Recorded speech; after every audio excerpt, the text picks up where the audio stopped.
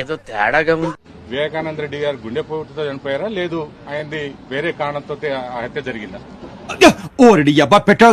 ఆయన మరణించినటువంటి రోజు ఇలాంటి విలేకరు ఎవరో ఫస్ట్ టైం నిద్ర లేయంగానే నాకు ఫోన్ వచ్చింది.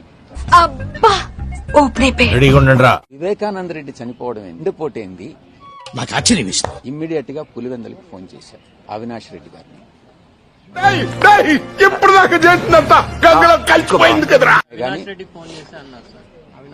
అవినాష్ రెడ్డి మీకు చెప్పాడా నేను రాత్రికి రాత్రి మారిపోయారేంట్రా? ఏంట్రా ఈ అన్యాయం? అవినాష్ రెడ్డికి ఫోన్ చేసిన మాట వాస్తవం, ఆయన ఎవరికో ఫోన్ ఇచ్చిన మాట వాస్తవం, పక్కన ఎవరికో. రేయ్, నీకు చెబుతూనే ఉన్నాను, ఎప్పటికైనా వీళ్ళు నిన్ను నడి రోడ్డు మీద నిలబెడతారు అని. ఆయన నాకు చెప్పినటువంటి మాట వాస్తవం, అదే విషయాన్ని నేను విలేకరులకు చెప్పినటువంటి మాట వాస్తవం.